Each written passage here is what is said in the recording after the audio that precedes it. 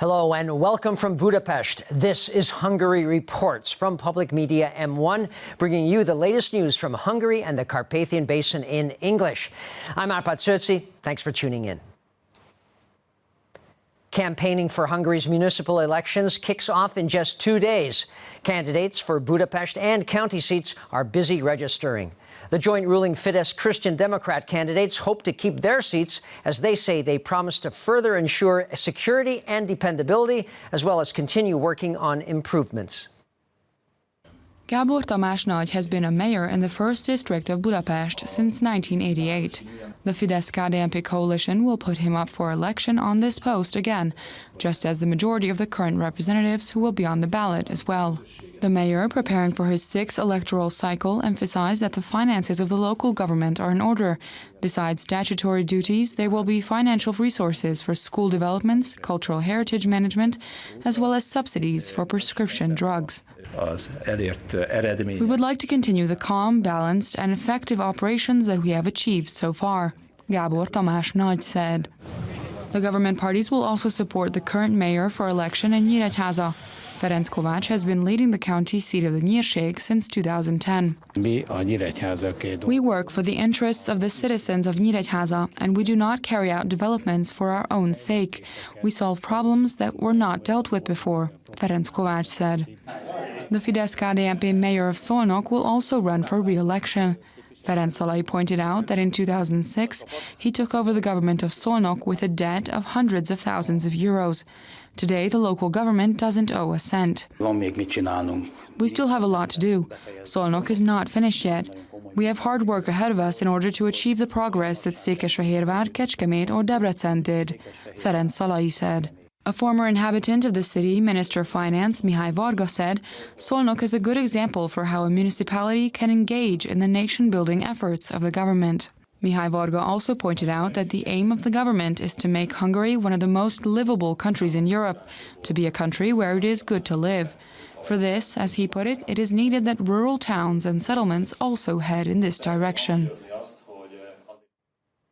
Experts from Thailand have arrived in Hungary to learn how farmers and meat packers can protect themselves from swine fever. So far in Hungary, the virus has only been detected in boars. Domestic pigs have not been infected. The pig pens are being cleaned with special foam at the pig farm in Gerendás. This is one of the ways farmers protect the animals from diseases like African swine flu. We use feed additives that serve as vitamin and mineral supplements in order to strengthen the pig's health and immune systems, the owner of Vicián Farm explained. First they wash, then they disinfect vehicles that transport living animals at one of the country's largest meat processing plants. They take protection very seriously to avoid a pig infected with African swine flu making it onto the abattoir at all costs. In addition, there is a constant supervision during slaughtering by a veterinarian and 2 assistants. They examine every animal that comes in one by one, the head of the company explained. Professionals from Thailand were invited to Hungary to study the strictest measures in Europe, led by the head veterinarian of the Southeast Asian country. M1 News received information that the Thai delegation is only interested in learning about the Hungarian measures in the European Union. We will soon come to an agreement with the Thai Animal Health Authority. This will open markets for us in the Southeast Asia region that we haven't been able to access up until now for a variety of reasons, such as because of permit issues regarding the African swine flu and others. The Hungarian pork industry could access millions of euros of income with the help of this agreement, the ministerial commissioner said. Hungary already has such an agreement with Singapore and could close a deal soon with Japan and South Korea, which could in turn give momentum to Hungarian agricultural exports. School will soon start in Hungary after the upcoming long weekend at the end of this month. Parents and students have been stocking up on stationery and school books, but not everyone can afford school supplies. Fortunately, help is at hand for those in need. There's less than 2 weeks left until school starts, and these kids in Budapest still don't have backpacks or pencil cases. This mother of 5 is worried about how they're going to start September this way. She asked for help from interchurch aid. Írtam nekik egy... I wrote them a letter saying that if they can help in any way, then I would like to ask for a hand. I don't think I could do it alone, she said. Kati Wolf, a Hungarian singer, is also helping pack boxes of school supplies at interchurch aid. Notebooks, a pencil case, paper, glue, scissors, everything you need to get started in school, she showed. And former boxing world champion István Kokó Kovács helps the organization as a charity ambassador. We fill the backpacks of 1,000 kids with high-quality school supplies, and I'm glad to say that we have growing support. More and more people are donating, he said. The interchurch aid is helping 1,000 children in need with school supplies. Hungarian Baptist Aid also has a back-to-school charity initiative. They're helping needy children in the eastern counties of the country. They are also looking for donations, especially if anyone has used backpacks or school supplies that are still in good condition. Friday is the 90th anniversary of the birth of one of soccer's greats, Hungarian Zoltán Csibor. He played 43 times as a member of the most successful national sports squad ever, Hungary's so-called Golden Team, which was undefeated for more than 4 years, from 1950 until 1954. It was the first continental squad to ever beat England on English soil. It also won the 1952 Olympic final and went all the way to the World Cup final of 1954, losing 3-2 to West Germany. Fans have now gathered at Cibor's birthplace in Kaposvár in southern Hungary.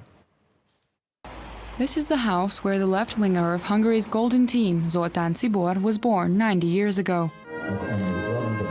People paid their respects to the player and laid wreaths at the building.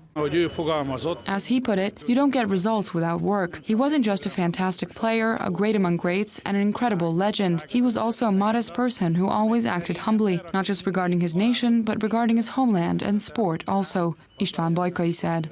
Több mint 200 esemény volt a meghirdetés óta. The president of the Golden Team Initiative recalled how the memorial year of the Golden Team came into being 2 years ago on the anniversary of the 90th birthday of another major star, Ferenc Puskás. And it didn't end there, considering that Hungarians around the world continue to honor the team's players. Csibor, who got 43 caps, an Olympic gold medal and a World Cup silver medal, had played at home for the iconic Budapest Honvéd team, as well as for Cseppel, before becoming a star player at Barcelona.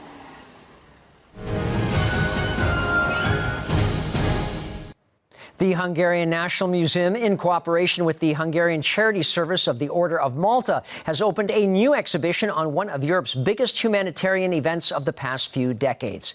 That's when Hungarians looked after East Germans fleeing their country. They found refuge in the capital thanks to a Budapest church. The exhibit opened on Thursday. It shows how almost 50,000 people were cared for by a group headed by Hungarian priest Imre Kozma and Csilla von Boeselager. These Germans wanted to get to the West and refused to return to East Germany. About 3 months later, they got their wish when the Hungarian government opened the border to Austria. The exhibition even has an original tent used during those days, which is now set up in the rotunda of the museum and features many original items. The marine life of Lake Fertő can be explored right up close while paddling a canoe on the lake. The adventurous 6-kilometer-long guided tour starts from the main channel of Csárdakapu and leads through the thick reeds into an almost untouched world of inner lakes. Visitors can observe the specially protected flora and fauna. Canoe tours start at each sunrise and sunset until the end of August.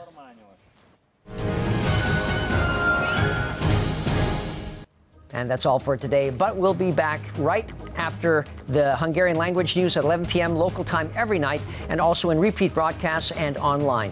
Please stick around now if you've got the time for our news shows in German, Russian, and Chinese. Thanks very much for watching, and viszontlátásra.